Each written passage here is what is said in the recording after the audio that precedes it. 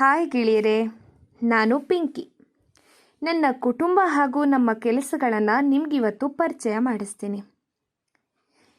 ಇವರು ನಮ್ಮ ತಂದೆಯು ನಮ್ಮ ಕುಟುಂಬದ ಎಲ್ಲ ಸದಸ್ಯರನ್ನ ಕಾಳಜಿಯಿಂದ ನೋಡ್ಕೊಳ್ತಾರೆ ಹಾಗೂ ಕೆಲಸ ಮಾಡಿ ಹಣ ಸಂಪಾದನೆ ಮಾಡ್ತಾರೆ.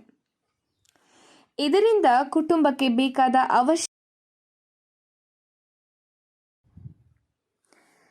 ಹಾಯ್ ಗೆಳೆಯರೇ, ನಾನು ಪಿಂಕಿ.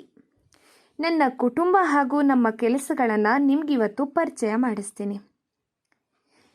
ಇವರು ನಮ್ಮ ತಂದೆಯು ನಮ್ಮ ಕುಟುಂಬದ ಎಲ್ಲ ಸದಸ್ಯರನ್ನ ಕಾಳಜಿಯಿಂದ ನೋಡ್ಕೊಳ್ತಾರೆ ಹಾಗೂ ಕೆಲಸ ಮಾಡಿ ಹಣ ಸಂಪಾದನೆ ಮಾಡ್ತಾರೆ. ಇದರಿಂದ ಕುಟುಂಬಕ್ಕೆ ಬೇಕಾದ ಅವಶ್ಯಕತೆಗಳನ್ನು ಪೂರೈಸಲು ಸಹಾಯ ಆಗುತ್ತೆ. ಮಕ್ಕಳೇ, ನೀವು ಜಾತ್ರೆ ವೇಳೆ ಗೊಂಬೆ ತೆಗೆದುಕೊಳ್ಳೋಕೆ ಅಪ್ಪನಿಂದ ಹಣ ಪಡೆದುಕೊಂಡಿದ್ದೀರಿ ತಾನೆ? ಈಗ ತಾಯಿ ಬಗ್ಗೆ ತಿಳ್ಕೊಳ್ಳೋಣ. ಇವರು ನಮ್ಮ ತಾಯಿಯ ಮನೆಯ ಯಜಮಾನಿಯಾಗಿರ್ತಾರೆ. ತಾಯಿಯು ಮಕ್ಕಳನ್ನ ಚೆನ್ನಾಗಿ ನೋಡ್ಕೊಳ್ತಾರೆ.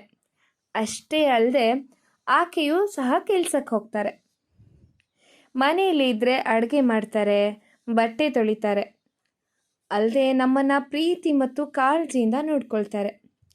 ಅಡುಗೆ ಮಾಡೋಕ್ಕೆ ಮತ್ತು ಬಟ್ಟೆ ಒಗೆಯೋಕ್ಕೆ ಅಪ್ಪ ಮತ್ತು ನಾನು ಕೂಡ ಸಹಾಯ ಮಾಡ್ತೀವಿ. ಇವನು ನನ್ನ ಅಣ್ಣನು 7ನೇ ಕ್ಲಾಸಲ್ಲಿ ಓದ್ತಿದ್ದಾನೆ. ಅಣ್ಣನು ಶಾಲೆಯಿಂದ ಬಂದ ನಂತರ ಅಮ್ಮ ಮತ್ತು ಅಪ್ಪನ ಕೆಲಸಕ್ಕೆ ಸಹಾಯ ಮಾಡ್ತಾನೆ.